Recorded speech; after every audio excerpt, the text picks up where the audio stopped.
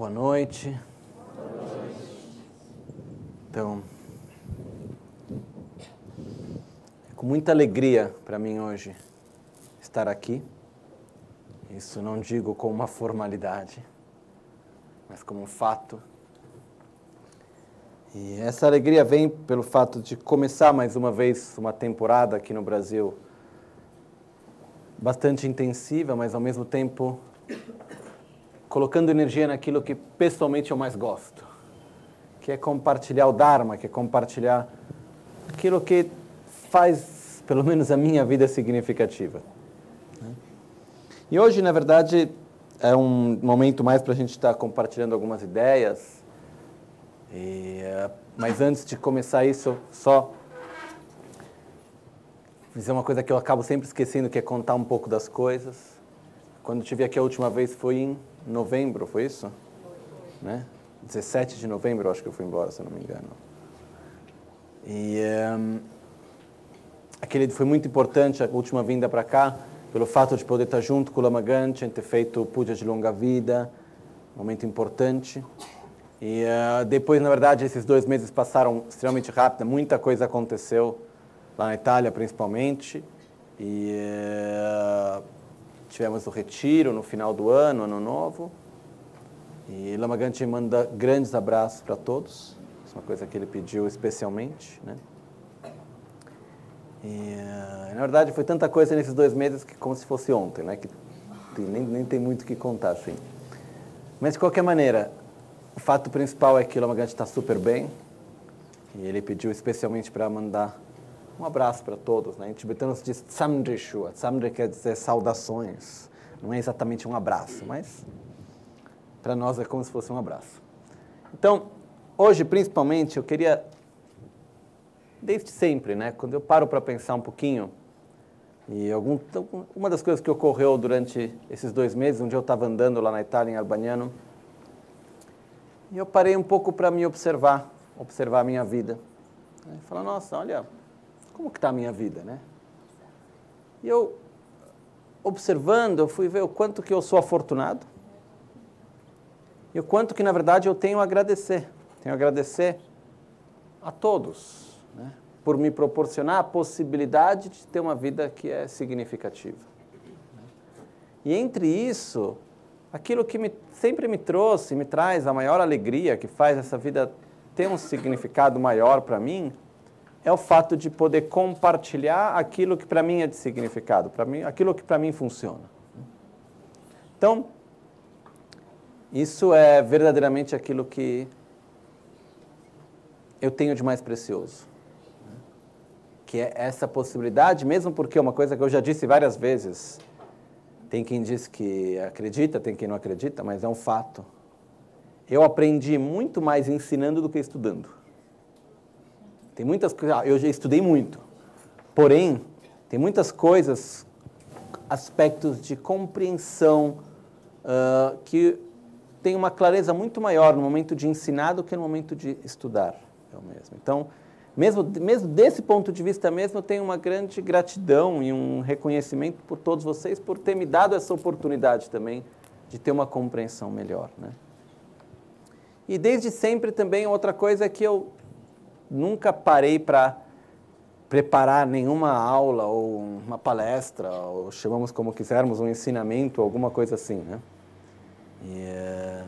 E na verdade, o que acontece é que são conceitos, ideias, pensamentos que no meu dia a dia passam pela minha cabeça, a mim ajudam, então eu compartilho para ver se de alguma forma pode ser de benefício para alguém também, né? E hoje tem, na verdade, 3 pontos que eu queria compartilhar.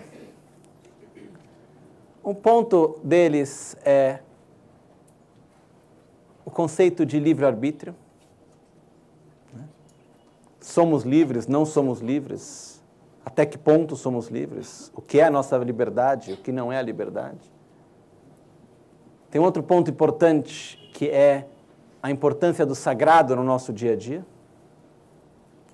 E um outro ponto que é conectado com o livre-arbítrio é a lei do karma, né? A gente não vai conseguir falar sobre os 3 pontos hoje, tá? Porém, a gente tem um mês pela frente, a gente tem várias outras oportunidades. Mas eu gostaria de começar hoje pelo livre-arbítrio. Esse foi um dos pontos que eu refleti bastante. Porque o que acontece também é o fato que a gente está começando um novo ano. Né? Isso é uma outra coisa que eu me perguntei bastante essa vez. Eu fiquei, mas por que o ano começa em janeiro?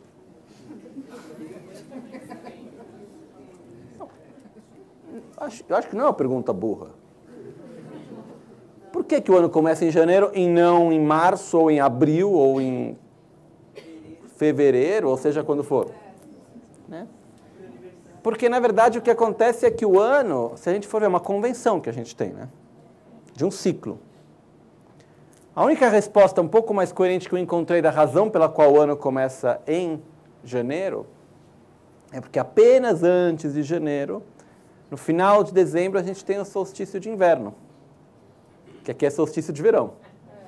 Mas na Europa, a gente segue uma convenção que foi criada na Europa. Né? Então, o que acontece, a gente segue essa convenção que foi criada na Europa, no qual, logo depois do solstício de inverno, é quando o dia volta a se tornar mais longo. Então, no processo no qual o dia volta a se tornar mais longo, é quando, então, tem um novo ano que está ocorrendo de novo. Né? Então, tem esse processo também. Mas o fato é que a gente tem ciclos no qual a gente vive. A gente tem essa tendência ao mesmo tempo de falar, muito bem, estou começando um novo ano, o que eu posso fazer, o que eu quero fazer? Né? A gente adora se dar bons propósitos para a nossa vida, bons propósitos para o novo ano, né? Mas na realidade mesmo, o que eu posso fazer? Até onde se encontra o meu poder? E eu, pessoalmente, sempre achei muito esquisito o conceito de ano novo. Não sei, isso é uma coisa, um problema meu. Não quero dizer que seja uma coisa boa ou ruim. Eu sempre achei meio esquisito. Mas aí, então, até uma das coisas que eu cheguei até a pensar, mas como seria a vida se não tivesse o conceito de ano? Né?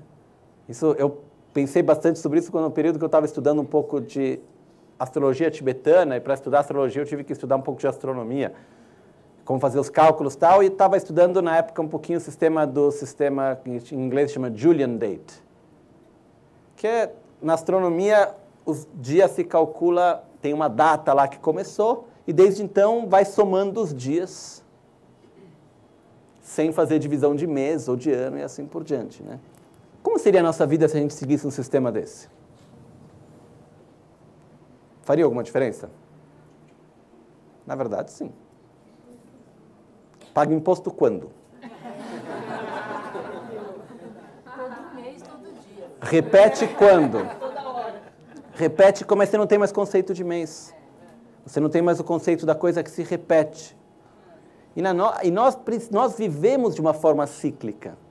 Então, naturalmente, a gente cria conceitos cíclicos nos quais a gente vive. Então, dentro disso, tem o ano novo, o novo mês, estamos numa nova semana. Então, tem uma parte, a gente tem um aspecto cíclico, que é importante. Porque a nossa própria vida é cíclica, nosso corpo, vários aspectos da natureza. Então, a gente começa a poder reconhecer um novo ciclo. Para que serve isso? Serve para que a gente possa observar o que ocorreu e planejar o que nós queremos que ocorra. Esse é o sentido. Para mim, o único sentido de dizer acabou um ano, está começando outro, é o fato de observar o que foi feito até agora, o que ocorreu em 2014, e o que eu quero para 2015, em que direção eu quero ir. Mas no momento no qual eu me coloco essa pergunta, o que eu quero, primeiro que não é uma pergunta simples, não é que a gente tenha a resposta fácil. Né?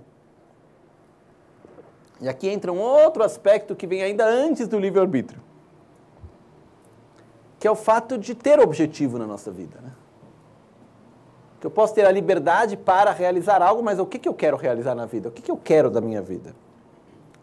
E disso a gente nasce, na verdade, vem de um conceito que eu acredito e que cada vez para mim fica mais claro, que tem duas formas de viver a vida. Independentemente de religião ou não religião. Uma forma é viver a vida apenas para sobreviver.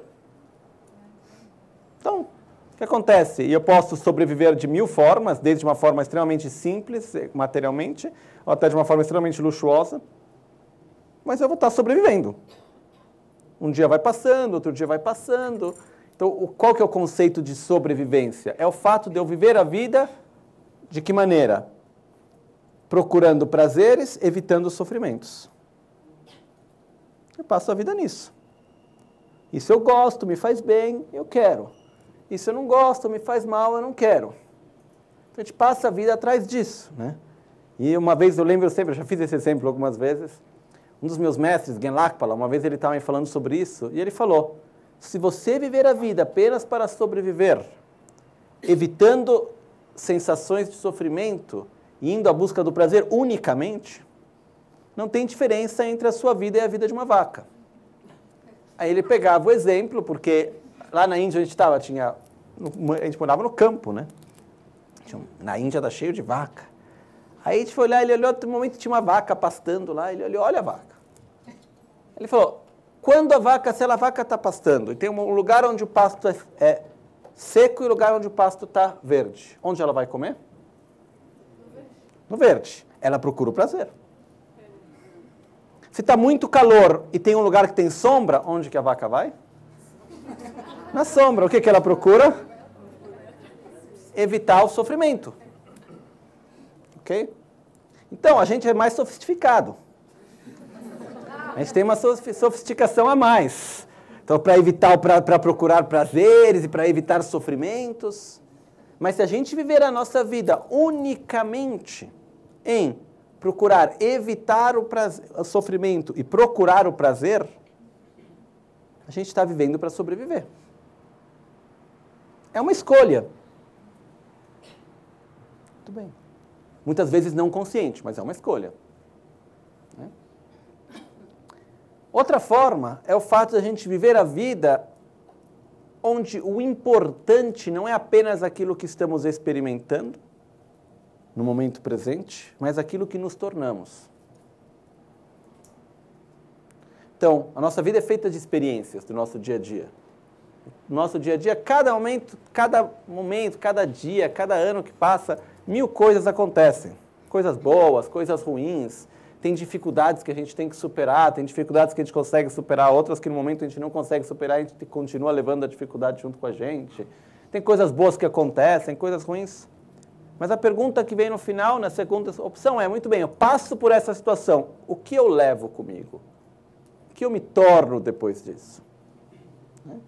Porque os prazeres também pode acontecer que nem o conceito que algumas vezes me parece, que é o conceito de férias que a gente tem.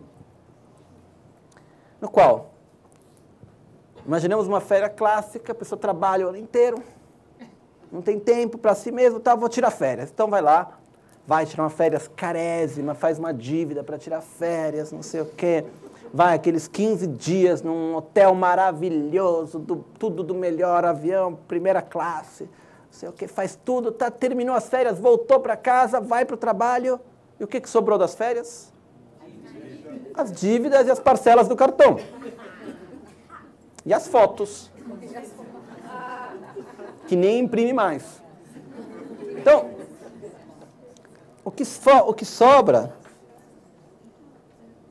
o meu ponto é, o importante não é aquilo que a gente vive no momento presente apenas, mas é principalmente o que eu me torno diante dessa experiência. Porque no final das contas, as situações vêm, as situações se vão. Mas a gente continua. Tem coisas boas e tem coisas não boas que a gente vive. Coisas que são prazerosas e coisas que não são prazerosas que a gente vive no nosso dia a dia. Isso é normal para todos, em qualquer lugar. Mas o fato é, onde isso me leva? Essa experiência que eu estou vivendo, que ela seja boa ou que ela seja ruim como sensação. Qual é o resultado que isso vai levar na minha vida? Eu vou me tornar uma pessoa mais forte, mais equilibrada, mais consciente? Ou vou me tornar uma pessoa mais raivosa, mais nervosa, com mais inveja, com mais medo? Eu não sei. Onde me leva a experiência? Isso é um aspecto importante. Porque no final das contas, a vida vai passando, né? Os anos vão passando, as experiências vão passando, a coisa aconteceu, depois o que sobrou daquilo? Memória, muitas vezes.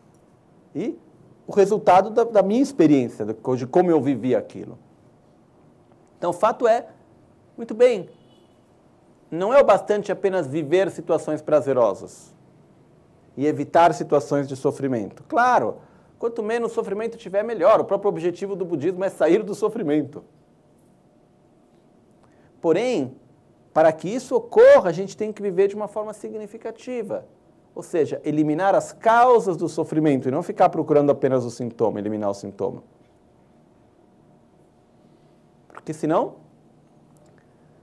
me dá a sensação que nem tem uns desenhos animados no qual começa a entrar água no barco, aí fecha um buraco, aí abre outro de outro lugar, aí fecha outro buraco e já abre outro. É o que vai acontecendo. Enquanto não resolve os aspectos mais profundos, fecha um buraco, abre outro, e aquilo vai andando assim. Né? Então, aqui vem a pergunta, onde está a minha liberdade? O que eu posso fazer? Né?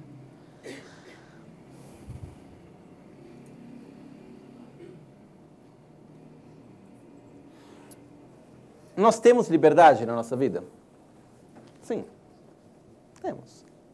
Eu acredito que sim. Porém, ela é um pouco limitada. Na verdade, bastante limitada, por um certo ponto de vista. Eu tenho liberdade de fazer o que eu quero. Eu tenho liberdade de escolher o que eu quero. Porém, eu não estou livre dos recursos que eu tenho e das condições na qual eu me encontro. É como, fazendo uma metáfora, não é a melhor, mas eu acho que ela consegue explicar. Eu tenho a liberdade de comprar o que eu quero? Sim, contanto que eu tenho dinheiro e aquilo esteja à venda. Se eu tiver dinheiro, mas o que eu quero comprar não está à venda, eu não posso comprar. Se aquilo estiver à venda, mas eu não tiver o dinheiro, eu também não posso comprar. Não posso chegar na loja e falar, eu quero isso, você tem o dinheiro? Não, mas eu tenho a liberdade de comprar o que eu quero. Não funciona. Então, o que acontece? O dinheiro que eu tenho é o recurso que eu acumulei, são as causas que eu criei. São os meus recursos. O fato de estar ou não à venda é a condição que está à minha volta. Em cada momento da nossa vida, a gente é condicionado nas nossas escolhas. Onde está a nossa liberdade? Ela se encontra entre os recursos que a gente tem e as condições na qual a gente se encontra. Os recursos quais são?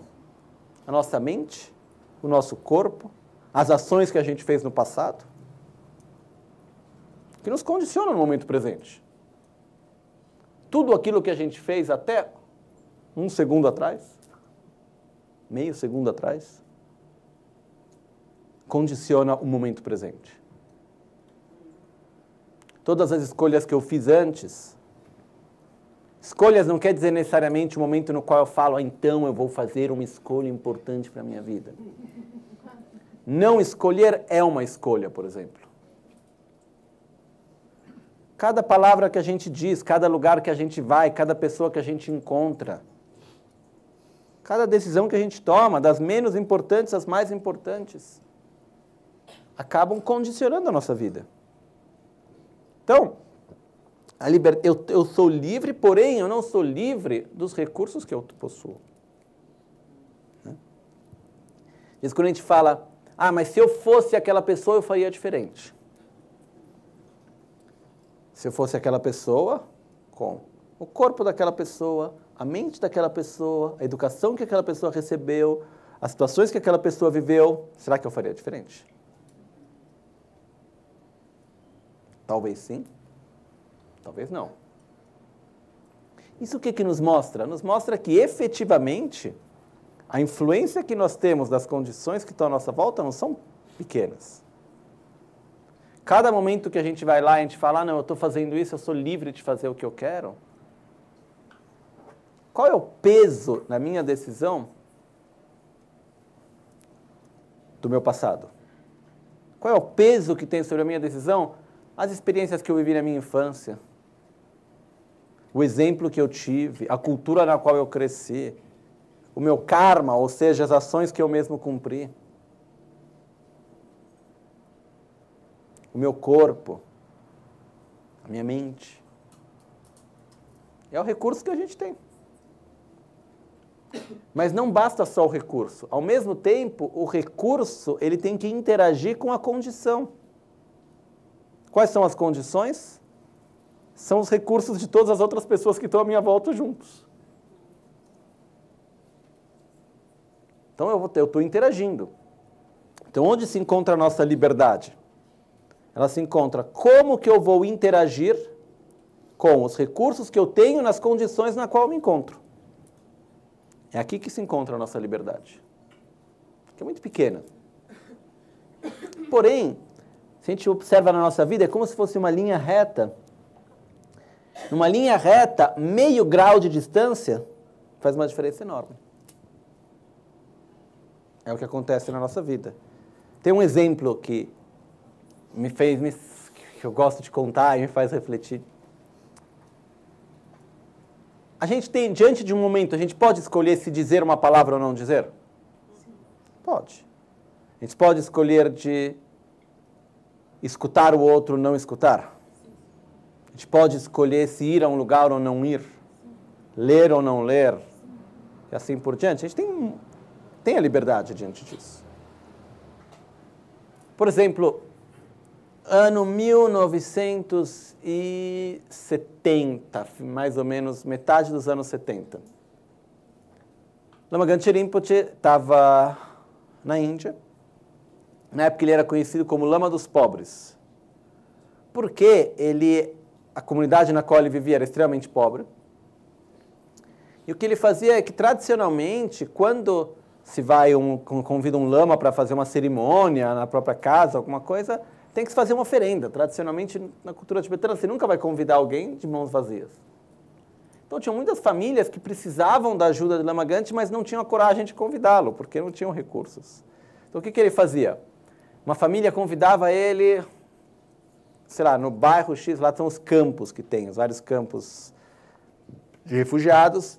Então, ele ia lá, então ele saía muitas horas antes, tipo, tinha que chegar lá de manhã cedo, ele saía na noite anterior, ia andando, ia parando na casa de outras famílias e perguntando, tá tudo bem?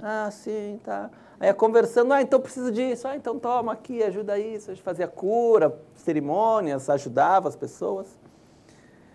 E o que aconteceu foi que, no meio decorrer disso, as pessoas vinham e pediam ajuda.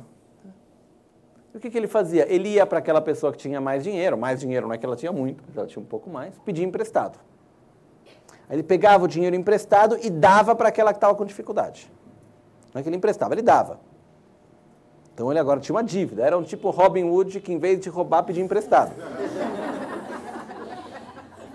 Né? Mas o que aconteceu? Foi passando o tempo, ele ia fazendo isso, até que chegou um dia, final dos anos 70, no qual ele tinha preparado para fazer um retiro de um ano. Então quer dizer o quê? Ele preparou o lugar onde ele ia ficar sentado, preparou tudo, organizou tudo para que durante um ano ele não ia ver ninguém, ia só ficar fazendo as práticas de meditação dele, 12, 14 horas por dia. Então, ele tinha preparado tudo para fazer dessa forma, e ele foi conversar com um amigo dele, que era o cozinheiro dele no Tibete, que foi um dos meus mestres, que era o Gen Lakpala. E ele foi lá para ele e falou, então, eu vou começar um retiro de um ano. Gen Lakpala sempre foi uma pessoa de poucas palavras, um homem de poucas palavras e, ao mesmo tempo, sempre foi muito direto, assim, muito claro quando ele falava. Então, ele primeiro escutou bem, aí ele só foi para o Rinpoche de Lama Ganche e disse, então, se eu fosse em você, eu não conseguiria fazer nenhum mala de mantras nesse retiro. Nem conseguiria nem fazer, nem 100 mantras eu conseguiria fazer nesse retiro. Ela falou, mas por quê? Com a quantidade de dívidas que você tem? E as pessoas precisando do dinheiro que emprestaram para você? É que as pessoas não têm coragem de vir falar para você que estão em necessidade, mas eu sou seu amigo, todo mundo vem reclamar comigo, achando que eu vou falar com você. Eu não conseguiria. Aí criou uma pequena tensão no momento, assim. Então, aí o que aconteceu foi que Lama Ganche não entrou em retiro. E aí ele foi convidado, tinha um convite para ele ir para o norte da Índia, em Sikkim, em Gantok. Que no Sikkim era um antigo reinado indiano, e onde ainda tinha o rei na época, e tinha a mãe do rei do Sikkim, ela tinha um problema na vista. E Lama Gandhi foi convidado para ir lá para ajudar a curar a mãe do rei. E ele conseguiu, na verdade, ele curou a vista da mãe do rei. E a ideia dele qual era? Eu vou passar 3 meses em Sikkim, receber com as doações que eu recebo lá, eu vou voltar a pagar as minhas dívidas e voltar a fazer retiro, entrar no meu retiro. Só que os 3 meses, se eu não me engano, virão 1 ano e meio, quase 2 anos, se não mais. Porque a quantidade de pessoas que iam pedir bênçãos e cura e ensinamentos não terminava nunca. Diz que ele acordava de manhã, já tinha fila fora do quarto dele, do lado onde ele morava, até o final do dia de pessoas vindo pedir coisas e tudo mais. E nisso ele foi ficando.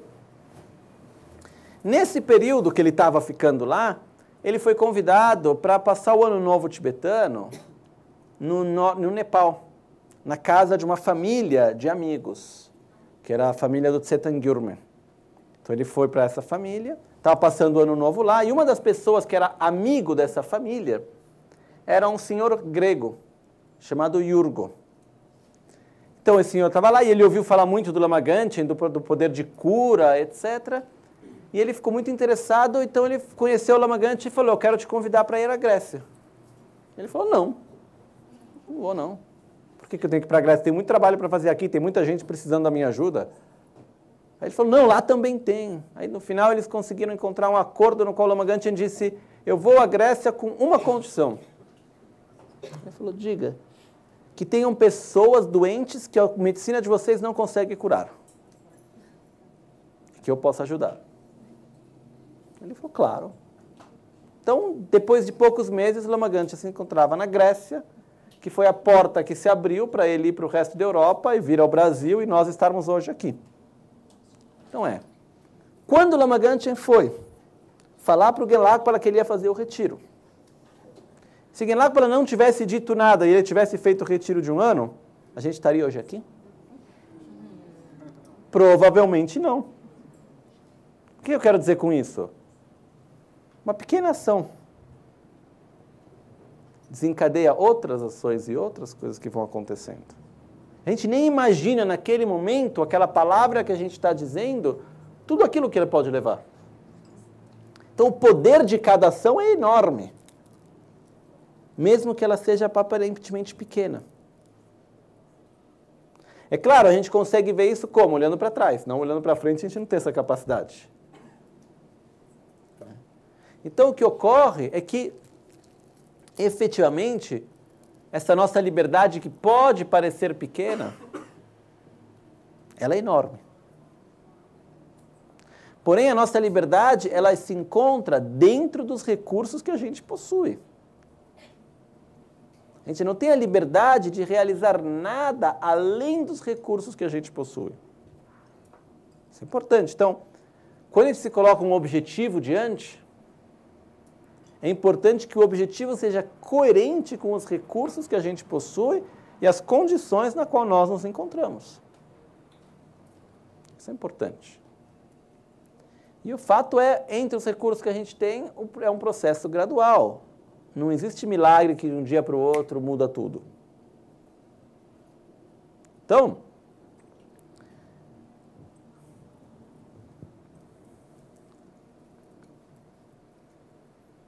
o fato é, nós somos livres, porém temos que trabalhar. Essa nossa liberdade, ela requer esforço para que tenha uma verdadeira mudança, para que as coisas aconteçam. E não só isso, aquilo que a gente vive no momento presente é o resultado de muitas coisas que já aconteceram. Então as mudanças não vão vir de um dia para o outro. E as coisas, das formas como elas são, também não são dessa maneira apenas pelo que aconteceu hoje e ontem. Tem várias outras causas que foram se acumulando. Então a mudança, ela também requer o seu tempo e seu direcionamento. Tá? Isso é tanto a nível pessoal, individual, quanto a nível da sociedade, do país e assim por diante, a nível mundial também. Né? É claro, quando os problemas vêm à tona, a gente consegue reconhecê-los. Quando a gente está acumulando eles, a gente não percebe. Mas o fato é que a solução, ela também se encontra de uma forma gradual. Então, para mim é muito importante a gente ter essa consciência de dizer, nossa, eu tenho uma liberdade. Mas essa liberdade, ela se encontra em cada palavra que eu digo no meu dia a dia. Em cada pensamento que eu tenho. Em cada pequena escolha que eu faço no meu dia a dia. É lá que se encontra a nossa liberdade. Não é que eu vou poder fazer uma grande coisa na minha vida. Eu tenho a liberdade de poder dizer o que eu quero, fazer o que eu quero. Desse ponto de vista, todos nós somos livres de fazer tudo aquilo que queremos. Nós não somos livres apenas das consequências de nossas ações. Então isso já entra num outro assunto que é como interagir e viver numa interdependência que seja o mais positivo possível. Mas o fato é, cada ação faz a diferença no nosso dia a dia.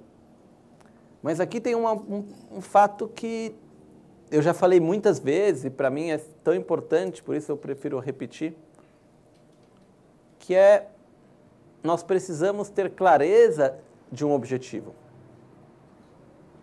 De uma certa forma, é acreditar numa utopia, que não é uma utopia, mas tem um objetivo alto, importante, que vai além da simples sobrevivência. Porque se a gente olha muitas vezes, a nossa vida passa em volta do quê? O prazer, o relacionamento, que foi, que deu certo, que não deu certo. Então, no momento está bom, depois não está muito bom, aí depois tem isso, aí tem o problema do filho, aí tem o problema do pai, aí tem o problema da saúde, aí resolve isso, resolve aquilo, aí tem o trânsito que não é bom, aí depois está o problema que tem água, depois não tem água, depois tem o problema da eletricidade, aí tem o problema da política, aí tem o problema disso, aí o político é esse, depois mudou o político, também não é bom. E assim vai. A vida vai passando. Entre o quê? Resolver problemas e tentar ter prazeres. É isso, né? Mas cadê o objetivo? Qual é um objetivo que eu me coloco? Qual é a direção que eu dou a mim mesmo?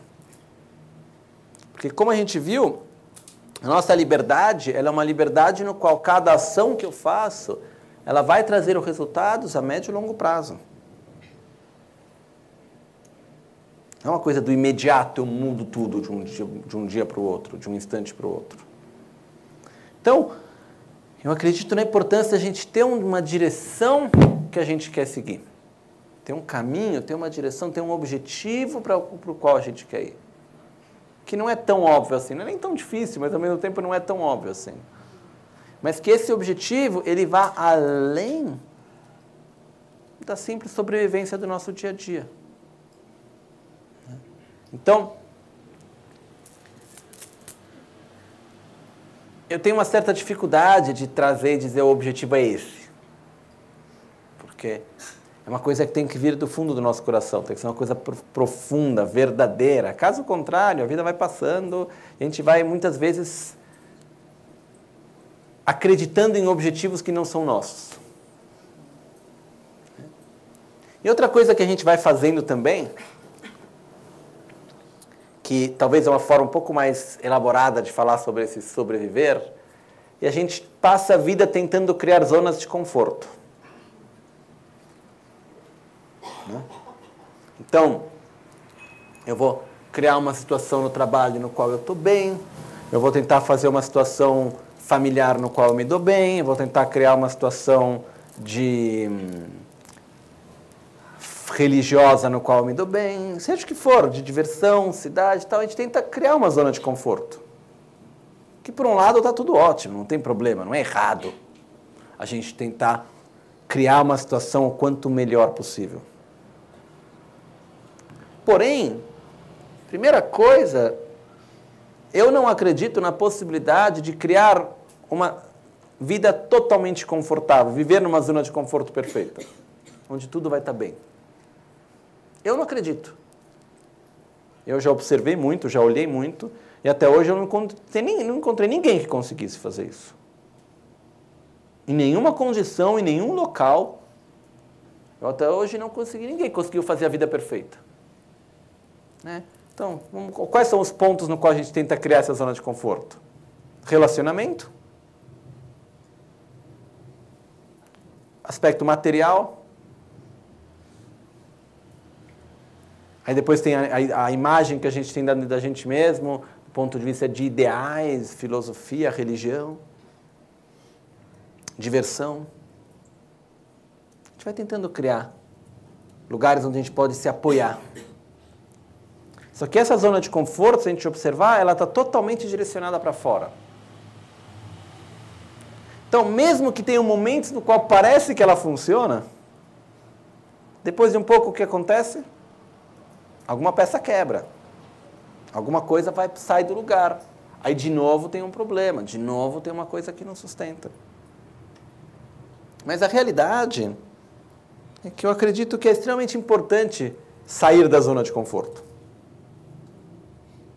E não é tão difícil, né? Acho que nem precisa ter um esforço para sair da zona de conforto. Acontece com bastante facilidade. Não precisa pedir. Mas por que é importante? Porque enquanto a gente vive perfeitamente na nossa zona de conforto, perfeitamente entre aspas, mas a gente vive bem na zona de conforto, a gente não tem a necessidade, que não é real, mas a gente não percebe a necessidade de se contestar, de se olhar nos olhos, de fazer uma mudança na gente mesmo. Tá bom assim. A gente vai deixando, vai passando. Mas no momento no qual eu acabo saindo dessa zona de conforto, ou eu tento substituir com outra, ou eu tenho que mudar alguma coisa em mim. E aí que vem a verdadeira mudança. Porque vamos falar a verdade, né? A gente é preguiçoso, né? Sou o primeiro a admitir. Então, se sem vara curta, a gente não anda. Então, quando é que a gente anda? Quando é que a gente recebe a vara curta? Quando a gente tem uma dificuldade. A gente pode ver isso. A gente pode, sei lá, pegar um exemplo do dia a dia de hoje, que é uma coisa que está acontecendo na cidade de São Paulo nesse momento, que todo mundo fala, que é água, eletricidade, etc.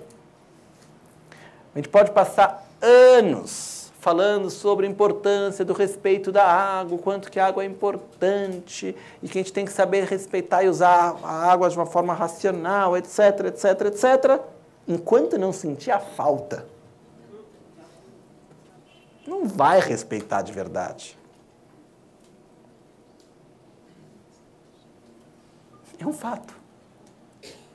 Algumas pessoas sim, mas a grande maioria não. A gente é preguiçoso para mudar os nossos hábitos. A gente está acostumado desse jeito, tudo bem, eu sei que seria bom respeitar, mas tudo bem.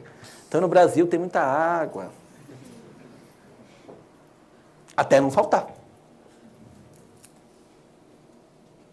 E aqui eu não estou nem entrando no porquê falta água, porque não quero nem entrar nisso. Outra coisa, o ponto é, a gente cria hábitos na nossa vida que enquanto a gente não bater a cara muitas vezes, a gente não tem a força para querer mudar eles. Desde a alimentação, estilo de vida, relacionamentos, mil coisas que a gente sabe que não é o mais certo, mas enquanto a gente não sente a necessidade, a vara curta não nos cutuca, a gente não vai para mudar. Quando não tem uma coisa que fala, tem que mudar, porque a gente é preguiçoso. A gente acaba se aconchegando um pouco na situação, acostuma com o problema. Muitas vezes a gente acha a solução mais difícil do que o problema. Então, melhor ficar no problema que eu conheço do que procurar uma solução que eu não conheço. E fico nessa. A gente acaba criando uma zona de conforto dentro do nosso problema. Ok? Mas é só quando a gente sai da zona de conforto que a gente se olha nos olhos, que a gente fala, eu tenho que mudar alguma coisa aqui. E dentro da religião, muitas vezes a gente usa a religião para criar uma zona de conforto. Então eu vou fazer as minhas preces todos os dias, eu vou fazer a minha meditação, eu vou criar um ambiente legal. Maravilhoso, tudo isso faz bem. Porém, certas vezes a gente acaba repetindo a mesma atitude de criar uma zona de conforto no qual eu me sinto bem comigo mesmo, que eu estou fazendo uma coisa boa, fazendo uma coisa significativa. Mas onde é que a gente vai praticar o Dharma, ou seja, a gente vai estar crescendo no nosso caminho espiritual de verdade? Quando a gente sai da nossa zona de conforto. Quando a gente tem que se olhar nos olhos e falar, eu não posso mais ter essa atitude. Não é fácil. Eu me lembro uma história de uma monja. Qual era o nome dela? Agora eu tenho uma memória para nome muito ruim. De qualquer forma, ela foi uma das primeiras monjas ocidentais nos anos 60, se eu não me engano. Ela teve na Índia, uma inglesa. E ela passou anos meditando em uma caverna, sozinha. Né? Kelsan Palma, alguma coisa assim, o nome dela. Só que eu tenho um grande respeito. E quando ela voltou para o Ocidente depois, algumas pessoas, depois que ela deixou, passou, acho que foram 12 anos, não sei quantos anos foram, acho que foram 12 anos numa caverna assim. Para chegar na caverna tinha que andar uma semana na montanha. Ela quase morreu algumas vezes. Assim, foi bem extremo. Depois de todos esses anos, ela terminou esse período de retiro e tal, e algumas pessoas falaram para ela, você fugiu do mundo. Aí ela falou, não. A gente foge quando a gente preenche a nossa vida de coisas superficiais para a gente fugir da gente mesmo. Ela falou, quando você se encontra na caverna, que não tem ninguém, é você com você mesmo. Não tem para onde ir, não tem onde colocar a atenção. Ou você se resolve com você mesmo, ou você se resolve com você mesmo. Não tem muita opção onde colocar a culpa em alguém. Ela fala, isso requer grande coragem. Então, é normal no nosso dia a dia a gente ter essa atitude de muitas vezes fugir da gente mesmo. Então a gente vai lá, cria 1000 problemas, porque o fulano disse, o ciclano fez, porque isso, porque aquilo. E o problema não, porque a economia, e é isso. A gente vai lá fazer 1000 considerações, que todo o meu maior respeito pela parte da economia, mas, ou seja, e que pode ser o mercado, eu posso fazer 1000 coisas, que pode até ser 1000 problemas filosóficos também, que não seja economia, seja não, porque é impermanência e a correta visão da realidade, e que não sei o quê, e eu posso fugir em 1000 coisas. Eu não estou falando que seja necessariamente, eu não tenho nenhum problema com a economia em si ou com qualquer outra coisa. Cada coisa tem a sua função e a sua necessidade. Mas quando a gente se perde no objeto, não pela função que ele tem em si, mas pelo fato de criar esses jogos mentais, no qual a gente acaba fugindo da gente mesmo. A gente acaba vivendo coisas, pode ser no monastério que ficar discutindo filosofia, que é maravilhoso, eu adoro. Ou pode ser, vamos falar de política, vamos falar do meio ambiente, vamos falar do que quiser, então a nossa mente fica ocupada por tudo isso. E muitas vezes a gente não tem o espaço, a condição, a coragem até, de parar. Parar o quê? Parar de ter essas distrações externas constantes, focar nossa energia na gente mesmo e se olhar e falar, o que eu estou fazendo, de que forma que eu tenho que mudar, o que eu quero. Porque no final das contas, todos nós temos atitudes que a gente sabe que não são boas. Não precisa ninguém para nos falar disso. A gente tem a preguiça, tem o apego, tem os ciúmes, tem a inveja. A gente sabe muito bem que a gente pode abrir o nosso coração mais, que a gente pode amar de uma forma melhor. No fundo, a gente sabe se uma atitude é correta ou não. Mas a gente acaba criando 1000 desculpas do porquê fazer isso, do porquê não fazer aquilo, e assim a vida vai passando. E o que me preocupa certas vezes é que os anos vão passando, a vida vai passando, a gente vai tendo 1000 problemas para resolver, 1000 coisas para fazer. Mas no final de tudo isso, que mudança eu fiz em mim mesmo? Como eu já disse várias vezes, como mínimo, a gente tem que morrer uma pessoa melhor do que aquela que nasceu.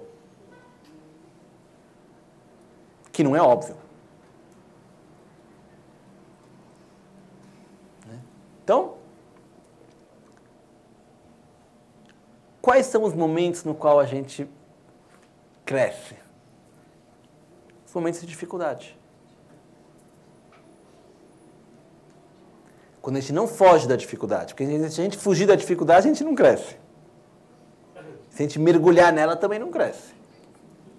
A gente cresce quando a gente tem a coragem de peitar, de olhar nos olhos e falar, muito bem, vamos lidar com isso. Vamos superar verdadeiramente. São as dificuldades internas, são os nossos momentos de sofrimento, porque diante de uma situação, se eu estou sofrendo, é porque aquilo está refletindo algum conflito meu. Tem alguma coisa dentro de mim que acaba ressonando. Que eu devo estar. Ok? Muito bem. Quando a gente pensa nas notícias que a gente recebe, nas informações que a gente tem, normalmente quem está por detrás das informações são pessoas que têm uma atitude totalmente neutra diante das informações, ou ao mesmo tempo também têm os próprios interesses, atrações e aversões? Tem as próprias atrações e aversões, as quais a gente tem que ter um certo cuidado para não se deixar influenciar.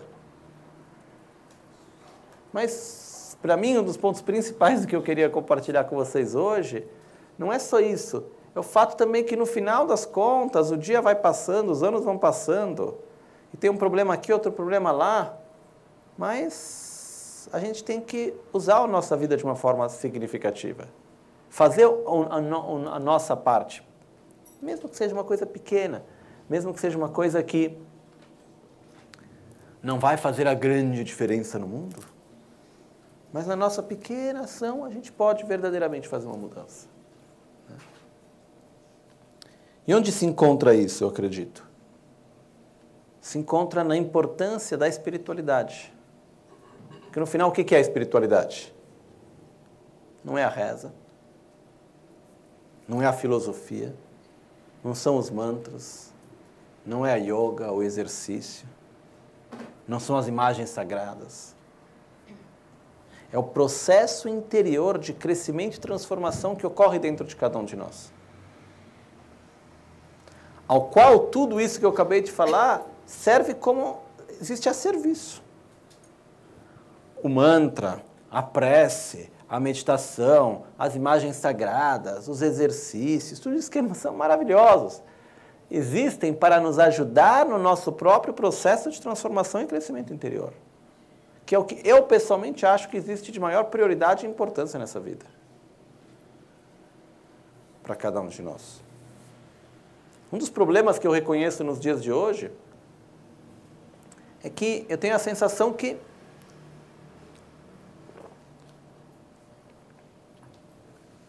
a gente acaba vivendo numa utopia materialista.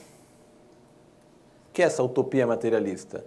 No qual a gente acredita plenamente, algumas vezes não declaradamente, mas a gente acredita, que é possível ser feliz unicamente através de um desenvolvimento material. Material quer dizer,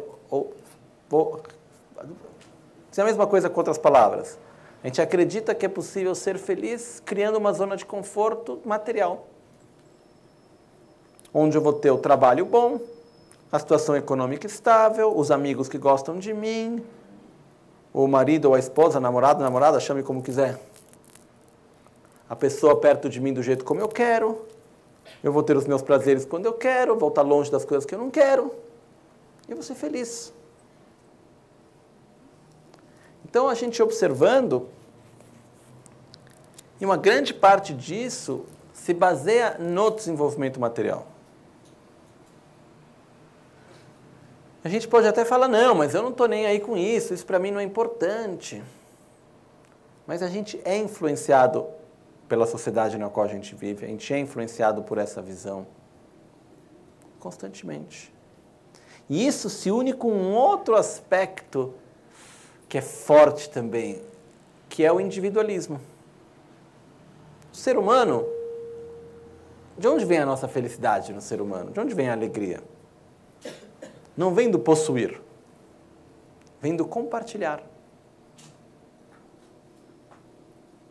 Traz muito mais alegria dar algo para alguém e compartilhar algo com alguém e trocar um momento de alegria, ter essa troca, do que eu apenas ficar possuindo. Mas não sei como que chegou nisso, mas que a gente acaba acreditando hoje em dia que para ser feliz a gente tem que ter o que a gente quer, eu preciso ter o que eu quero, quando eu quero, como eu quero. Então tudo é personalizado.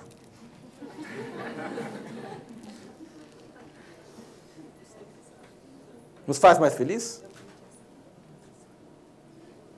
A realidade é que não. O compartilhado traz mais alegria do que o personalizado, na verdade. Então, a nossa tendência hoje é cada um mora na sua casa, no seu quarto, com o seu banheiro, com a sua televisão. Isso nos leva, ao mesmo tempo, a não ter mais paciência em relação ao outro. Se fôssemos todos crianças, o exemplo seria: se você não quer brincar do mesmo jeito com as minhas regras da minha brincadeira, eu não quero mais brincar com você.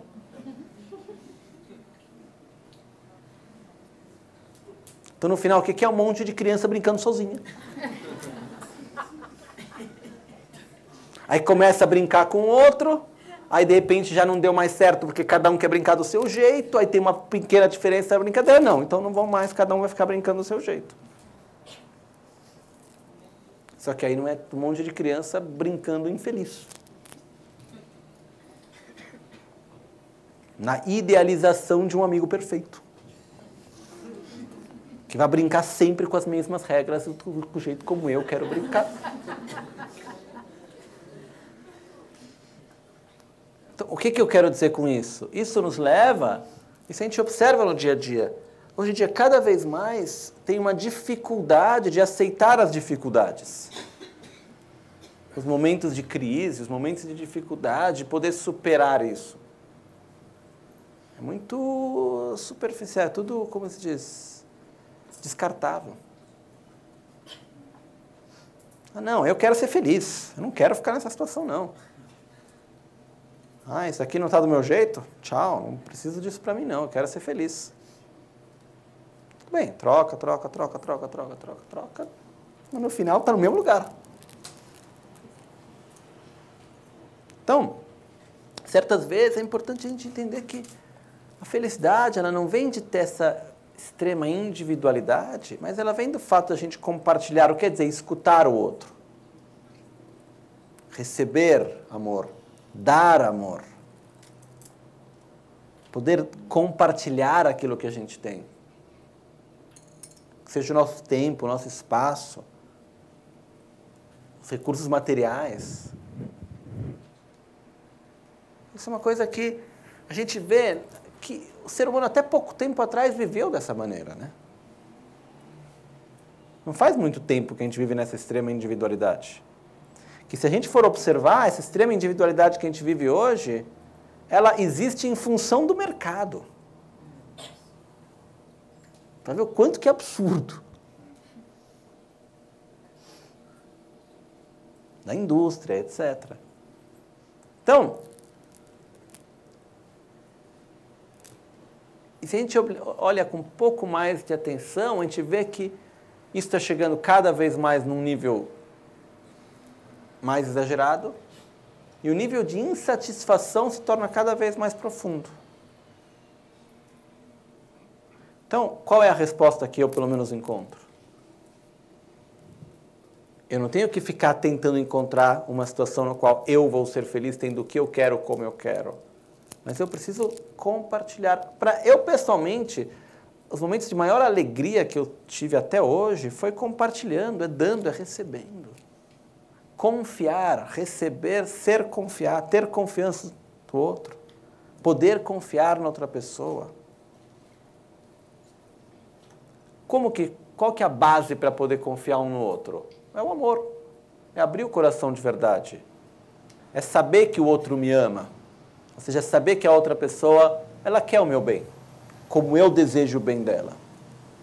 Isso é a prioridade para mim. É isso que nos traz muitas vezes o nosso estado de alegria, de bem-estar. Senão, É a alegria, usando o mesmo exemplo de antes, é a alegria de dizer, olha, eu gosto de brincar de boneca, mas tudo bem, vamos brincar de carrinho. Eu vou fazer a sua brincadeira também. Porque o que eu gosto é de brincar, independentemente de qual seja a brincadeira. Então, o prazer se encontra no compartilhar, não importa o que for, muitas vezes. Estar junto, dar amor, receber amor. Mas isso no nosso dia a dia. Então, o fato de a gente parar um pouco para observar outra coisa que tem também, dentro disso tudo, a forma como a gente vive a nossa vida em função do tempo. A gente fala sobre a nossa liberdade também. Isso é uma coisa que eu percebi quando eu vim morar no Ocidente, né? Depois que eu deixei a vida no monastério, eu fui para a Itália, 2005, se eu não me engano. Aí eu comecei, depois de pouco tempo, que eu estava lá alguns meses, eu comecei a observar que eu estava sempre falando não tenho tempo. Por quê? Dizer que você tem tempo quer dizer que você não é bacana. Dizer que você tem tempo à disposição quer dizer que você não é uma pessoa importante, você não tem, né? Então você precisa ser ocupado para ser alguém. Até que tem um momento que eu parei e falei, não, eu tenho tempo. Porém, eu escolho como eu vou usar ele. Eu tenho tempo para isso, eu tenho tempo para aquilo. Eu teria tempo para fazer aquela coisa? Teria, só que eu não quero fazer aquilo. Então, onde eu vou usar o meu tempo? O tempo, eu possuo o tempo. O fato depende de que forma a gente quer usar isso também. E é o fato também de lembrar que a nossa vida, ela não existe na base do relógio. Não é o relógio batendo lá no dia a dia. Os processos são muito mais longos. O tempo é outro interno. Também a gente precisa muitas vezes deixar correr o tempo, deixar com que as coisas possam decantar de uma certa maneira. E o ponto que eu quero dizer com tudo isso, na verdade, é que eu acredito muito na importância da gente viver com liberdade. Viver com liberdade, eu quero dizer, viver o quanto mais possível livre das influências que tem à nossa volta. Uma coisa que é um trabalho constante para mim, pessoalmente. Na nossa vida, a nossa mente tem dois aspectos. Eu acho que a última vez que eu estive aqui eu falei sobre isso, que é o espontâneo construído.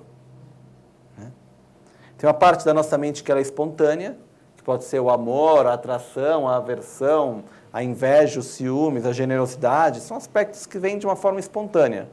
Tem aspectos que são construídos, que é muito do que a gente acha que é certo e que é errado, o que a gente acha que é bom ou ruim, muitos conceitos que a gente tem, que na verdade eles vêm do quê? Da cultura na qual a gente cresce, da educação que a gente recebeu, das pessoas que estão à nossa volta, das situações que a gente viveu. Né? A última vez eu dei o exemplo do rosa e do azul. Por que rosa é cor de menina e azul é cor de menino? A gente pergunta por quê? Se uma criança vai para a escola, tem 5, 6 anos, se é um menino, a gente vai dar uma camiseta rosa para ele ir para a escola? Por quê? Porque rosa é cor de menina. Por quê? Porque é assim. Na verdade, isso nasce onde? Sem fazer uma longa história. 1918. Começo da Revolução Industrial. Aconteceu que, pela primeira vez, o tecido custava pouco. Colorido. O tecido colorido custava pouco. Até então, não tinha cor de roupa de criança. Era tudo um bege, meio branco, bege, e acabou, porque era caro roupa colorida. Então, criança não tinha roupa colorida. Só que tem uma hora que começou, então, que tinham que vender, tinham que ensinar as pessoas que roupa de criança podia ter cor. E na hora que eles foram ensinar isso, quem fazia o marketing na época tinha que... Aquela frase famosa, né? As pessoas não sabem o que elas querem, a gente tem que mostrar para elas o que elas querem. Né? Então, o que falaram? 1918, rosa é cor de menino, azul é cor de menina. Por quê? Porque o rosa é uma cor mais forte, o azul é uma cor mais leve, mais soft, né? Suave. Por isso decidiram que o azul era a cor de menina e o rosa era a cor de menino. E desde de 1918 a 1920 foi vendido roupa tudo desse jeito. Só que o que aconteceu? Em 1920, as pessoas não estavam acostumadas a comprar roupa para criança cada ano. Só que tinha que vender ainda, né? Então o que fizeram? Começaram a inventar moda, né? Para vender roupa todo ano. Então o que eles fizeram na época? Decidiram então, 1920, vamos inverter. Rosa é cor de menina, azul é cor de menino. Inverteram e a gente hoje ainda segue. 2015, desde 1920 a gente está lá seguindo. Menino faz o quartinho azul, menina faz o quartinho rosa. Por quê? Porque alguém que fazia o marketing na época decidiu. A gente ainda está aqui seguindo. Só que isso é uma coisa boba, o azul, rosa, não estou nem aí com isso, mas o fato é que tem milhares de conceitos e coisas no nosso dia a dia que a gente vive como uma coisa real, que não são nada mais, nada menos do que conceitos construídos que a gente recebe da nossa própria cultura. Então a liberdade também se encontra e a gente conseguir se liberar disso. Poder observar algo e entender de onde vem o conceito que a gente tem. Conseguir, claro que não é 100% impossível, mas a gente conseguir o máximo possível julgar, ou seja, se relacionar com as situações, com as pessoas, com aquilo que a gente vive, sem ser apegado a conceitos que foram trazidos a nós por outras pessoas, pela cultura na qual a gente cresceu e assim por diante, como sendo a verdade. Eu tenho essa influência? Tenho. Eu prefiro o azul do que o rosa para um menino? Digamos que sim. Mas isso não quer dizer que essa é a verdade. Ter essa liberdade também. Ter a liberdade de poder viver situações de uma forma diferente. De abrir a nossa mente. De abrir o nosso coração. Então, o ponto disso tudo é o fato que a vida vai passando e cada dia, cada ação que a gente faz, cada pensamento que a gente tem, a gente vai devagarzinho se direcionando. Para onde? Depende da direção que a gente dá. E o meu objetivo pessoal é aquele de fazer com que os dias vão passando e, para ser bem sincero, eu não estou muito aí, tem um problema, muito bem, em algum momento vai resolver o problema. Não vai resolver, tudo bem, não vai resolver esse problema, a gente vai acabar com as consequências de não ter resolvido o problema. Mas no final de tudo, eu vou ter continuado e eu quero ser uma pessoa melhor. Eu quero ter mais paciência. Eu quero poder amar de uma forma mais verdadeira os outros. Não continuar com esse jeito egoísta que a gente tem de ser chato, no qual a gente não consegue ver o outro, independentemente de nós mesmos. Então a gente acaba criando 3 categorias, né? Que é o amigo, o inimigo e o indiferente.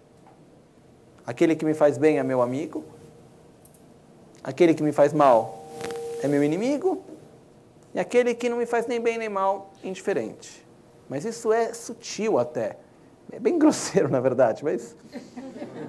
Por exemplo, se a gente está andando na rua. Está andando na rua e de repente tem 3 pessoas vindo na nossa direção. A gente foca o olho, a gente vê essas 3 pessoas. Uma pessoa a gente acha uma pessoa bonita, um outro é feio e o outro é nem bonito nem feio. Tá? A gente tem a mesma atitude diante dos 3?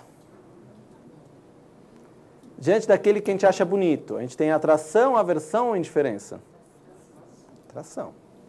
Aquele que a gente acha feio, a gente tem atração, aversão ou indiferença? Aversão. E o que a gente não acha nem feio nem bonito? Indiferença, tanto faz. Mesmo no pequeno, do fato da aparência que outra pessoa tem. Depois, se a gente for conhecer de verdade os 3, talvez aquele que a gente acha feio, a gente já tenha atração, aquele que a gente acha bonito, a gente tenha aversão. E talvez o que seja indiferente, a gente continue indiferente, sei lá. Pode ter isso também. Mas o que acontece é o fato que a gente vive através disso constantemente. E isso nos leva para uma coisa ainda maior, que é o fato de a gente estar vivendo, nos comparando constantemente com os outros. E não conseguir se relaxar com a gente mesmo. Não conseguir parar e se relaxar para aquilo que a gente é. Então, de que forma que isso se manifesta? Se tem alguém que tem algo que a gente gosta a mais, a gente tem inveja. Aquele que tem igual, a gente tem competição. Você coloca competitividade. E aquele que tem a menos, arrogância. Aquele é mais bonito, mais bonita, inveja. É igual, competição. É menos, eu sou bonito, ele é feio. Arrogância. A mesma coisa é com a parte econômica, a mesma coisa é diante da atenção de outras pessoas. Isso acontece em 1000 aspectos da vida.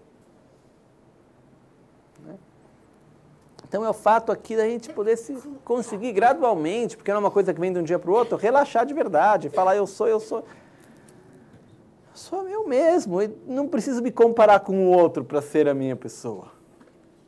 Não preciso me sentir superior ou inferior. Porque é inevitável, no momento no qual eu me sentir superior a um, eu vou ser inferior ao outro. Poder abrir o nosso coração não só para os outros, mas para nós mesmos também. Saber se ver independentemente do outro. Não é óbvio. Estou falando de objetivos. Eu já falei várias vezes, mas o importante é lembrar de vez em quando também tudo isso. E o que acontece é, para que a gente possa verdadeiramente abrir o nosso coração, que, da minha experiência pessoal, uma das coisas que traz a maior alegria. Tem uma prece que diz: possa todos aqueles que eu encontrar, todos aqueles que me verem, me escutarem, me tocarem, receberem benefício da minha presença. E a fato de a gente tentar levar isso adiante no dia a dia. Encontra uma pessoa que a gente nunca viu antes. Uma coisa tão simples, que é simplesmente desejar que aquela pessoa seja feliz. Falar com uma pessoa pelo telefone e desejar que aquela pessoa seja feliz, não importa quem for. Sei lá, liga para um call center. Não, eu estou fazendo esse exemplo, por quê? Não, por quê? Não, por que eu faço esse exemplo? Por que eu faço esse exemplo? Porque é fácil ter amor e compaixão pela criança que está na África.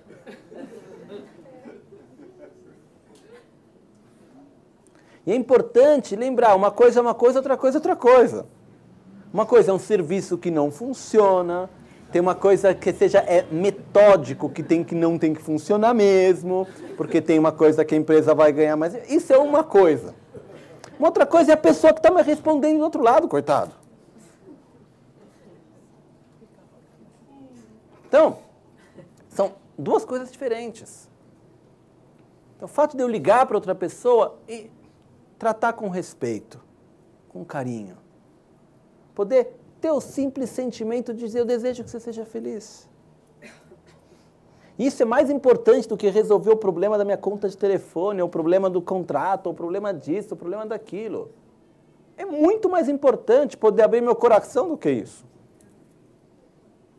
Muito mais importante. Shantideva, sempre no Bodhisattva Charyavatara, tem no capítulo da paciência, no qual ele fala: o que é mais importante para você? A sua paz interior ou o que o outro acha de você? A gente responde: nossa, a minha paz interior é muito mais importante. Então por que você perde ela quando alguém fala mal de você?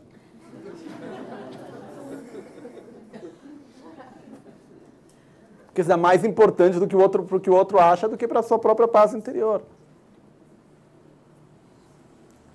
Quero dizer que a gente precisa também ir nos exemplos reais do nosso dia a dia, porque senão fica generalizando demais.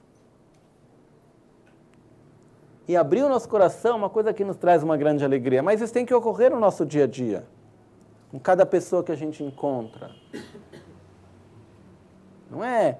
É fácil dizer, fazer a prece, possam todos os seres ter a felicidade, a sua causa, que todos sejam felizes, menos. Aí começa a lista. Ok?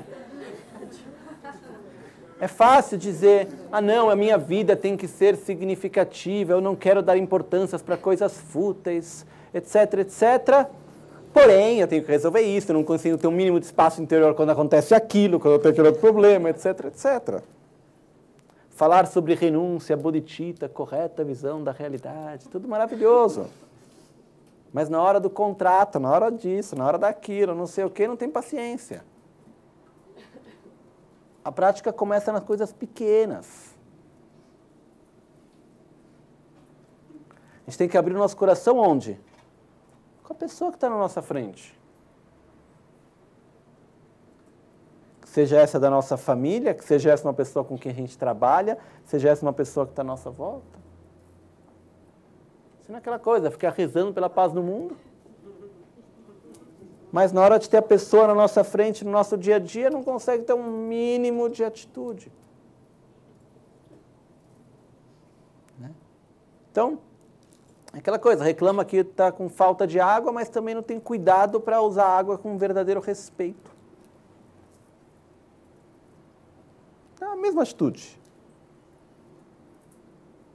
Então, eu me lembro, falando sobre a água rapidamente, teve um filme que era a primeira versão do Tendril, que Andrea Veloso fez. Tinha uma cena de um cara que era um criminoso, ele estava na prisão, Carandiru. E tinha essa entrevista com ele, e ela estava falando sobre os elementos. E nessa entrevista, ele vai lá e tem um momento no qual ele está falando sobre a água. Né? Um cara que era um assassino, tá, sei lá quantos anos de prisão. Então, um certo tempo, ele falou, no começo, quando eu estava aqui, eu abria a torneira e deixava a água saindo, tanto a água do governo. Né? Tem que pagar mesmo, a água do governo, deixa a água gastando aí. Aí um dia, ele falou, veio a namorada dele e tal, e ela falou, não, a água é de todos, a água é da humanidade, a água é de todos, a água é da água, não é de quem for. Ele falou, aí eu entendi, que a água é de todos. A água não é porque é de quem possui, a água é uma coisa que é extremamente preciosa pelo que ela é. Ele fala, desde então ele nunca mais gastou água. Né? Muito legal quando a gente vê algo profundo dito por uma pessoa que está numa situação tão difícil, que vem de uma condição tão complexa e difícil. Né? Então, se a gente vê que uma coisa é preciosa, a gente tem que cuidar. Então, onde que a gente cuida? No nosso dia a dia. Tendo consciência nas nossas pequenas ações. E a mesma coisa é no fato de a gente abrir o nosso coração para o mundo, que é o que, na verdade, traz todas as ações que a gente necessita. Abrir o coração para o planeta, abrir o coração para a sociedade, porque eu não posso amar você e não amar o ambiente no qual você vive. Porque não é como uma pessoa não pode ser feliz num ambiente violento, não saudável. Então, isso traz uma grande alegria. Se a gente começar verdadeiramente no nosso dia a dia a ter consciência do outro, abrir o nosso coração nas coisas pequenas do dia a dia, a gente vai ver o quanto que os nossos próprios problemas vão se tornando menos importantes. A gente vai dando menos valor, menos espaço a gente é tomado por isso. Porque o que acaba acontecendo é que a gente vive numa grande cidade com milhões de pessoas, mas a grande maioria fechado no próprio problema. E não tem a abertura de olhar para o que está do lado. Então, é fato de abrir o coração. Simplesmente isso, eu não estou pedindo muito. Olhar para outra pessoa e sorrir. Com sinceridade, com carinho. E desejar, não tem que verbalizar. Eu desejo que você seja feliz. Simples assim. Isso vai preenchendo a nossa vida, vai mudando devagarzinho a nossa atitude também. Então, eu acredito nisso, que são pequenas coisas que fazem a diferença. E no final das contas, no meu pequeno, na minha vida, do meu dia a dia, eu vejo um que traz ótimos resultados.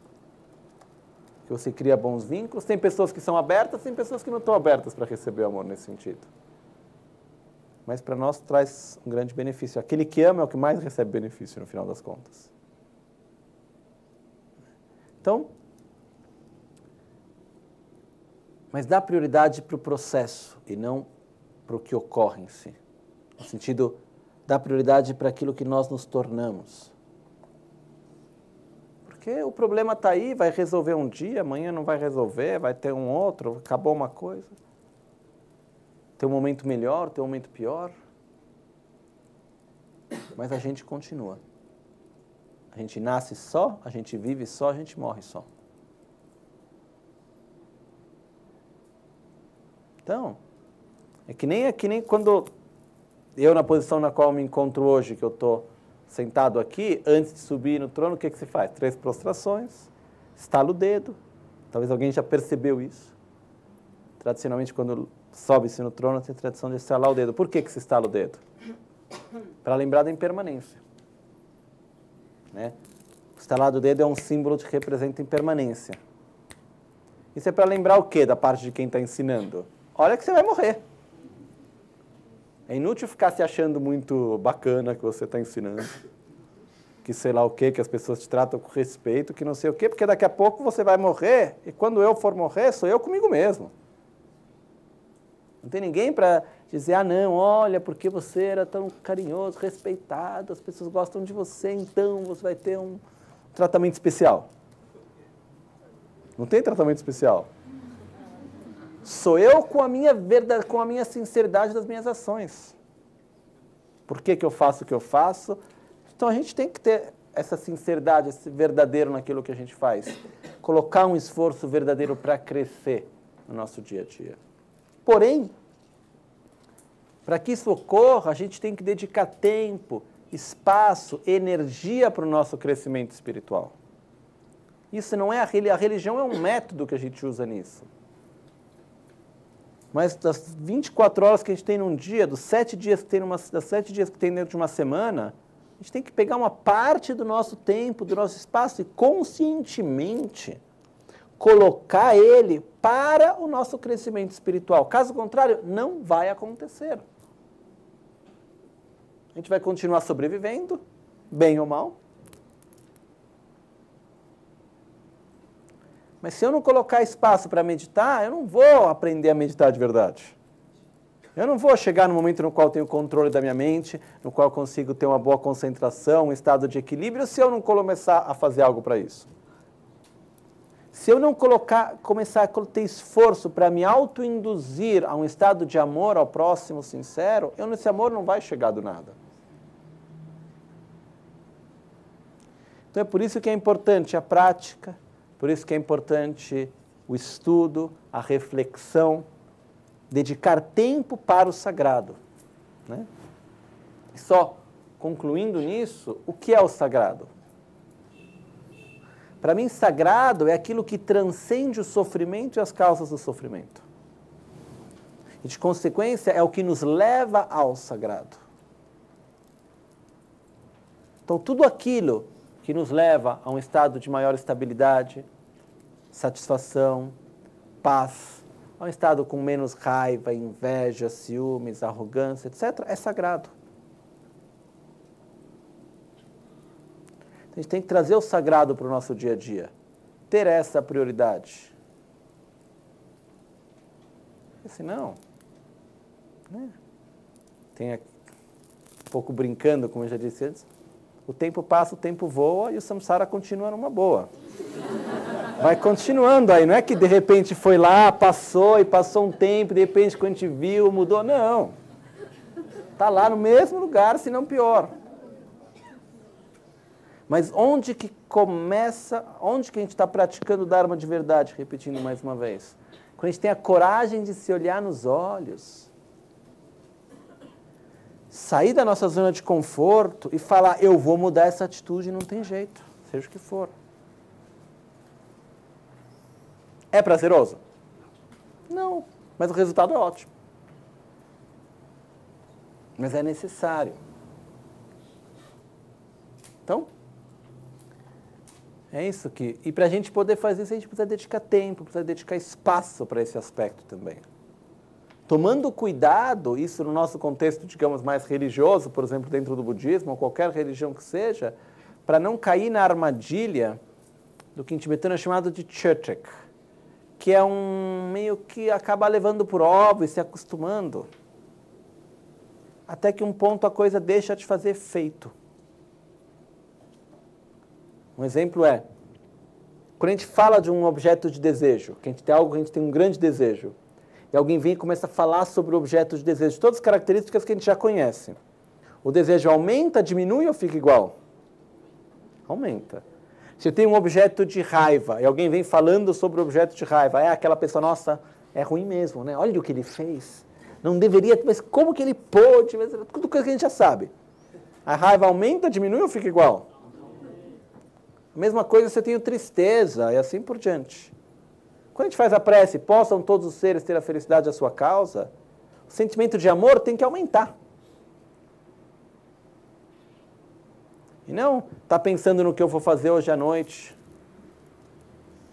Enquanto eu faço, possam todos os seres ter a felicidade à sua causa, possam todos os seres ser livres do sofrimento da sua causa. Aí tem o perigo que vira, que nem no monastério tem uma coisa que virou meio piada, que quando uma coisa é mal feita, se diz, em vez de falar, isso você fez mal feito, se diz, isso você fez para o benefício de todos os seres. Por quê? Porque tem a prece, em Buda, Dharma e Sangha, tomo refúgio até a iluminação, com a prática da generosidade e das outras perfeições, posso eu atingir a iluminação para o benefício de todos os seres, da boca para fora. Quando se torna uma repetição, todo dia, repete, não sente aquilo no coração, uma coisa mal feita, meio de qualquer jeito. Então, tem até, isso é meio uma brincadeira, mas é meio sério o negócio, né? Mas no monastério se diz, uma coisa mal feita, que você fez isso meio, você fez de qualquer jeito, você fala, você fez isso para o benefício de todos os seres, né? Então, eu falo, a gente tem que tomar um grande cuidado para que isso não ocorra. Nós não somos budistas culturalmente. E o budismo serve a nós unicamente para nos ajudar a transformar a nossa mente e crescer espiritualmente. Então a gente tem que tomar cuidado para não cair nessa armadilha que de repente a gente acaba se achando que isso não é um problema. Tem todo um lado positivo disso. Mas a gente acaba vivendo o budismo simplesmente porque eu faço parte do budismo. Então eu vou me dar uma etiqueta nova, um rótulo novo, eu sou budista. Então tem toda uma imagem mental da pessoa budista. Eu sou bacana porque eu sou budista. Então ao mesmo tempo eu sou uma pessoa bondosa, paciente. Pelo menos a imagem que eu passo. Porque eu sou budista. Mas o fato é que eu tenho que usar os recursos que Buda me deu, os recursos que tem no budismo, para transformar a minha mente. É isso. E tomar cuidado para não virar uma coisa só da repetição e de estar lá e tem uma hora que vira um hábito, a gente acaba levando a coisa por óbvio e não faz mais aquela mudança dentro de nós. Então, a gente tem que sempre ter um cuidado para que isso não aconteça. Nas nossas preces, nos estudos, no conhecimento, na meditação.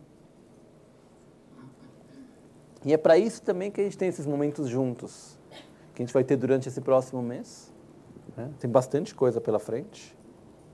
Eu não me lembro toda a programação agora, porém, tem bastante coisa que para mim, é um momento extremamente precioso. É quando a gente pega, dedica uma parte do nosso tempo, dedica um espaço na nossa vida para o sagrado.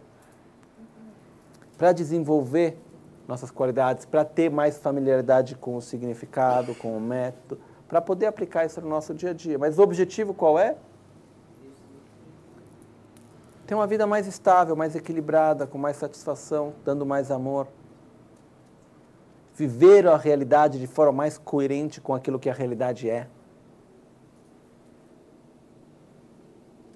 A gente vai falar mais sobre isso esses dias. Então, como conclusão de hoje, é o fato de a gente exercer a nossa liberdade com consciência. reconhecer o nosso potencial. No budismo, uma coisa extremamente importante é ser consciente dos recursos que possuímos e do potencial que temos. É isso. Não tem uma qualidade de um Buda que não esteja baseada em características que a gente possui hoje. Quando a gente fala sobre as qualidades dos Budas, não tem um aspecto num Buda que não faça referência a algo que a gente possui hoje, desenvolvido no seu máximo potencial. Então, o que é um Buda? Sou eu diferente. Então, acreditar no nosso potencial e desenvolvê-lo. Então, a gente precisa colocar energia para isso, tem que se direcionar a isso e lembrar que a vida vai passando, os problemas estão aí sim, mas hoje está de um jeito, amanhã está de outro, e a história do mundo é cíclica. A economia sobe, desce, tem problemas de um jeito, de outro, fases políticas. Mas eu morro, renasço e a minha vida vai seguindo e eu quero melhorar. Então, claro, tudo isso tem a sua importância, com certeza. Eu não quero em nenhum momento tirar a importância da importância de resolver os nossos problemas, da economia ou da política, ou seja o que for. Porém, eu não posso passar a minha vida vivendo em volta disso. São coisas que existem, tudo bem, vamos aí, vamos lidar, aprender, crescer, usar, tomar decisões com clareza. Porém, a prioridade para mim é me desenvolver interiormente, é me tornar uma pessoa mais estável, alegre, satisfeita, pacífica. É isso que a gente quer. Pelo menos esse é o meu objetivo. Tá? Então, exercer a nossa liberdade para isso. Durante esses dias a gente vai ter oportunidade de poder estar entrando em detalhes sobre coisas bem específicas, desde a concentração, técnicas de meditação e várias outras coisas. Então, acho que a gente tem essa oportunidade tão preciosa, né? Se a gente for observar em um ano, não é que a gente consiga ter tanto tempo para dedicar, para aprender coisas novas, para poder crescer espiritualmente, dedicar nossa energia para isso, não é que tenha tantas oportunidades assim. A gente pega esse mês que a gente tem agora, logo aqui no começo do ano, para tentar focar a energia nessa direção. Tá bom? Gostaria de agradecer muito a todos. Agradecer, na verdade, também pelo carinho, pela fato de a gente estar aqui juntos, com a mente aberta, o coração aberto, isso que é o mais importante também. Né? E vamos dedicar, então, os méritos que a gente tem. A única coisa que eu peço é que qualquer coisa que eu disse hoje, que vocês acham que possa ser de benefício, tentem levar isso para o dia a dia, colocar em prática. Né? E o conhecimento ele só tem valor no momento no qual ele é aplicado. Caso contrário, é conhecimento por conhecimento. Saber fazer um bolo de chocolate e saber construir uma casa não tem muita diferença. Se eu não faço bolo de chocolate, não construo casas.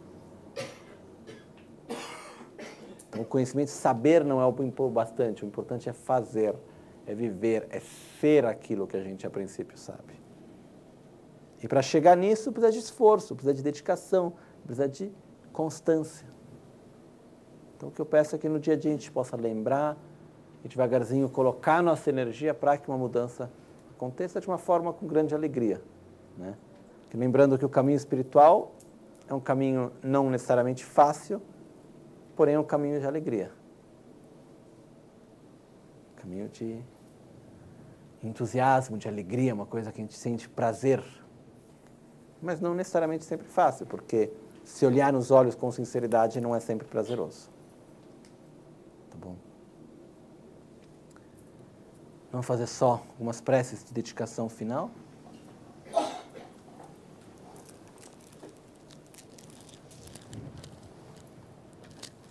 Om Mani Padme Hum. Om Mani Padme Hum. Chomden Gyalwa Shitra Latsoken Pardo Jigpe Chanle Dreduso Chanchu Semcho Rinpoche Make Panam Ke Gyurchi Ke Panyam Parme Payang Kone Kontu Pelwarsho Omani Peme Hori Omani Peme Hori Chomden Gyalwa Shitra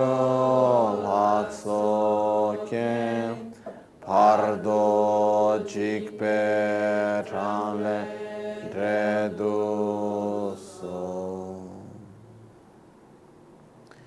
Jetsu Lame Kotse Raptenchi Namkar Trile Chochur Gepada Losan Tempedre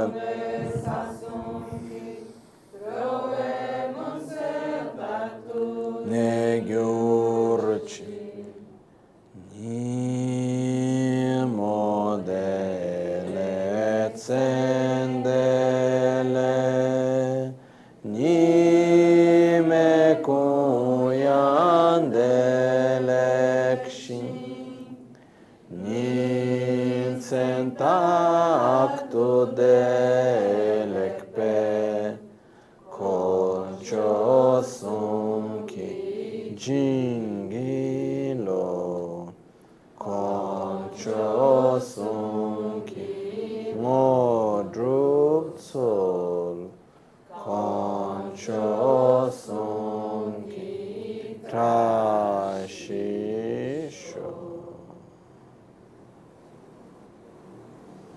De sol a sol, à noite ou meio-dia, possam as três joias conceder-nos suas bênçãos. Possam as três joias ajudar-nos a alcançar todas as realizações. Possam as três joias espalhar muitos sinais auspiciosos no caminho de nossas vidas. Chashidele.